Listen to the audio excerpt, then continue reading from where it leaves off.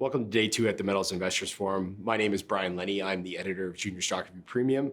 Today with me, I have CEO John Miniotis of AbraSilver. John, why don't we start off with an intro to AbraSilver? Perfect. So AbraSilver is a high-growth silver and gold explorer. Our key asset is called Diablillos. This is located in the mining-friendly Salta province of Argentina, where we already have a very large resource. And so we're sitting here with a measured and indicated resource statement here of about 250 million ounces of silver equivalent. And this is only silver and gold, so 100% precious metal focused, located in oxides, close to surface, open pittable. And so a nice, sizable, robust project already, but significant exploration upside ahead of us, which I'm sure we'll touch upon. And so from our perspective, it's an exciting time for the company. We have a pre-feasibility study set to be announced within the next few weeks. Certainly by the end of March here. And so, yeah, lots of milestones ahead. Excellent. So I think one of the biggest things, as you said, Diablillos is located in Argentina, specifically Salta.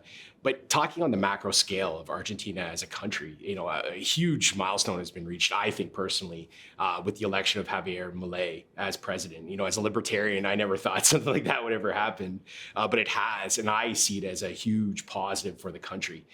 Could you tell us about how you view the situation and how that might change Argentina as a jurisdiction? Yeah, I think there's no question. This is a huge positive for the country. And so Argentina has always had an incredible endowment, a geological endowment. So it's always had incredible exploration potential. But yeah, government, of course, with FX regulations, et cetera, have always seen as somewhat of a hurdle that needed to be overcome. And, there are many great minds in Argentina that have been able to overcome those hurdles. But now with Javier Milei coming in power just over 2 months ago now, his entire focus, his entire mandate is on, opening up the economy of Argentina here. And so he's looking to remove government restrictions. He's looking to propose significant changes here that would make, foreign direct investment much more favorable in Argentina. And so it's great for the entire country, of course. And it's specifically great for projects that could enter production within his term, I would say, so within the next few years. And that's exactly where we sit with Diablillos. And so we have a pre-feasibility study essentially finalized now, ready to be announced shortly. The next step would be a bankable feasibility study, which could be completed sometime in 2025. And then construction permits could be in place by then as well. And then by the end of 2025, we could have a construction-ready project here, ready to be built. And so with some of the reforms he's proposing, lowering corporate taxes significantly, eliminating mining export duties, and certainly removing FX restrictions in and out of the country, I mean, those could have huge positive implications for our project.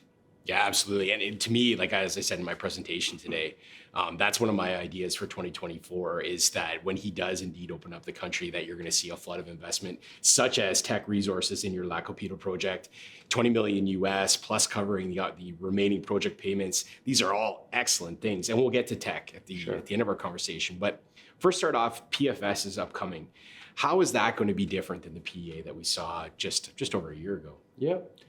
So the resource has grown quite significantly since that time. So of course now we're basing this on our latest resource estimate, which was announced back in November. And I think we've added close to 100 million ounces of silver since the PEA study, which was done 2 years ago. But importantly, it's not just adding ounces, it's adding higher grade ounces. And so Jack, of course, has been sort of the game changer for us. That's 200 grams of silver, 5 million tons that was incorporated into the resource. And that's going to significantly improve the economics, I would say. And so you'll see Jack early on in the mine plan. That should come in the initial couple of years. And then we've also expanded the Tesoro zone, which is the high-grade zone at the main Oculto deposit. And so that will be reflected. Overall, look, this is, a lot of similarities, obviously, to the PEA, but just larger scale. Right. So the PEA was done at 7,500 tons per day in terms of the plant size. Now we've increased that to 9,000 tons per day, given the additional resource here. And then this is done at a pre-feasibility study level. So we'll be able to declare a proven and probable reserve once we announce the economics here. So as part of the pre-feas, we'll be declaring a reserve. So it just de-risk this project, adds another layer of confidence that this is a robust resource, and obviously with the updated economics, we'll be able to quote those once the study's finalized. Excellent. In your intro, you mentioned that there's exploration upside. Is this still in oxide, or these oxide targets? Can you give us more? Yeah. So the way we discovered Jack a couple of years ago now is that we ran geophysics and identified these big magnetic low anomalies that were sitting essentially circling Oculto, the main deposit. And so Jack was the first one that we tested. We hit right from the very first hole, and then of course spent a year drilling that out and defined the resource, and very happy with the outcome. And of course that's going to get reflected now in the pre-feasibility study. But there were at least 4 other targets that were identified where we have yet to drill, because the priority is you can't drill all of these all at once. Let's define one. Obviously Jack, it was the first one that we drilled. And so, there's a Jack North zone. There's between Oculto and Phantasma. There's a kilometer of strike extent there where we've only drilled a couple holes, and those holes have hit mineralization. So there's indications that this could be, several deposits here, and it's entirely in oxides. So these are all shallow, and, the other zones are all flat lying. So this is, excellent topography.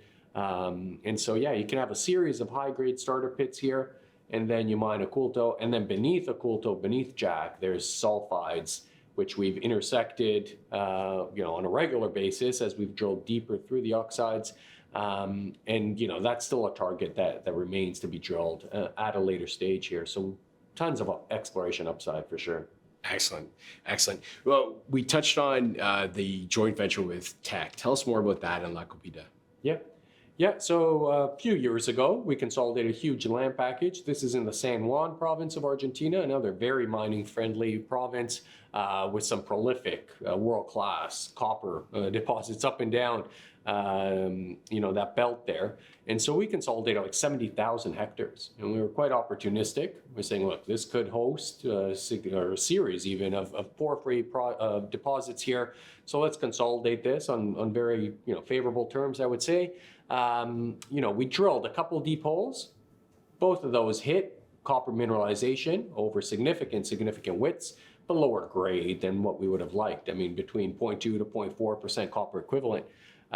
Whereas the average resource grade there for porphyry is closer to 0.5% copper equivalent, I would say. And so, the decision was made, we can't keep drilling this. Obviously, it's expensive to be drilling these deep holes. The market's not rewarding us. So let's bring in a joint venture partner. And then, we've been in discussions with Teck for several months before that deal was announced. And they've just been a fantastic partner to work with right from the onset. I think they were, not quite typical, I'd say, for seniors to actually move things along very, very quickly. And so that was a pleasant surprise. We were able to sign the deal quite quickly. And I think within 2 weeks of actually signing the deal, they actually mobilized drill rigs. Wow. So they started drilling almost immediately. 2 rigs at site right now drilling. And so looking for, again, large-scale copper porphyry target. And then, we should be able to announce those results hopefully before the end of Q2. Excellent stuff. So for any of the investors out there that are watching that are interested in silver, interested in gold, I think AbraSilver is definitely the best way to play it in the junior sector right now. John, thank you very much for being with us today. My pleasure. Thank you.